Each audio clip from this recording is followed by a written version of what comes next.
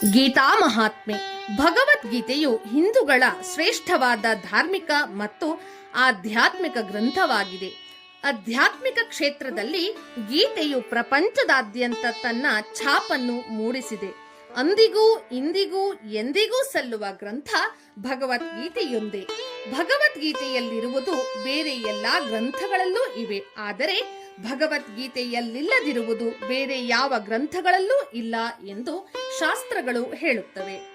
ಜೀವನದ ಎಲ್ಲಾ ತರಹದ ಸಮಸ್ಯೆಗಳಿಗೂ ಸಮರ್ಥ ಪರಿಹಾರವನ್ನು ಗೀತೆಯ ಅಧ್ಯಯನದಿಂದ ಕಂಡುಕೊಳ್ಳಬಹುದು. ಭಗವಂತನು ತನ್ನ ಅಪಾರವಾದ ಮಹಿಮೆಯ ಮೂಲಕ ಇದನ್ನು ಸಾರಿದ್ದಾನೆ. ಯಶೋದೆಗೆ ತನ್ನ ಪುಟ್ಟ ಬಾಯಲ್ಲಿ ಬ್ರಹ್ಮಾಂಡವನ್ನು ತೋರಿಸಿದ ಪುಟ್ಟ ಈ ಚಿಕ್ಕ ಗ್ರಂಥದಲ್ಲಿ ಸಕಲ ತತ್ವಗಳ ಸಾರಗಳನ್ನು, ಸಿದ್ಧಾಂತಗಳನ್ನು ಧಾರೆ ಎರೆದಿದ್ದಾನೆ. ಆ ಮೂಲಕ ಬದುಕುವ ದಾರಿಯನ್ನು ತೋರಿಸಿದ ಮಹಾನ್ ದಾರ್ಶನಿಕ ಭಗವದ್ಗೀತೆಯು ಮಹಾಮಹಿಮನ ಮಹಾಮಹಿಮೆಯ ದ್ಯೋತಕವಾಗಿದೆ.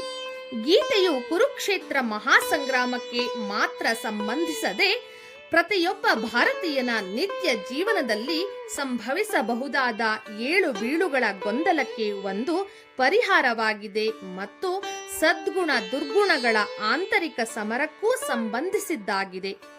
ಗೀತೆಯ ಧ್ಯಾನ ಶ್ಲೋಕಗಳಲ್ಲಿ ಹೇಳಿದಂತೆ ನಮ್ಮ ಈ ಜೀವನ ಸಮರದಲ್ಲಿ ಎಂದೆಂದಿಗೂ ಉಪಯುಕ್ತವಾಗುವ ಶಾಶ್ವತ ಸಂದೇಶವು ಗೀತೆಯಲ್ಲಿ ಅಡಗಿದೆ.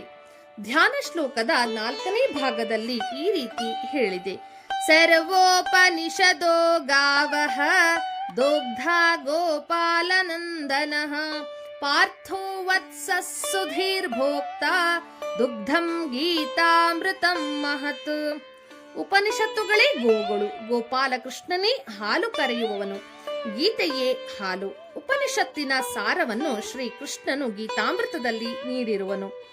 ಗೋವಿನ ಕರುವಿನಂತೆ ಅರ್ಜುನನು ವತ್ಸನಾಗಿ ಈ ಬದುಕಿನಾಟದಲ್ಲಿ ನಿಮಿತ್ತನಾಗಿರುವನು.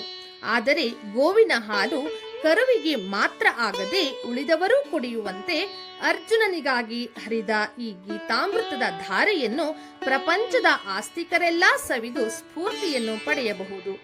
ಗೀತೆಯಲ್ಲಿ ಹೇಳಿದಂತೆ ಜ್ಞಾನಮುದ್ರಾಯ ಕೃಷ್ಣಾಯ ಗೀತಾಮೃತದುಹೇ ನಮಃ ಎಂದಿದೆ. ಜ್ಞಾನಮುದ್ರೆ ಎಂಬುದು ದೋಹನದ ಸಂಕೇತವೂ ಆಗಿದೆ. ಅಂತೂ ಪ್ರಪಂಚದ ಸುಖ ಬಾಳ್ವೆಗಾಗಿ ಶ್ರೀಕೃಷ್ಣನು ಈ ಅಮೃತ ಧಾರೆಯನ್ನು ಹರಿಸಿರುವನು. ಹರಿ ಓಂ.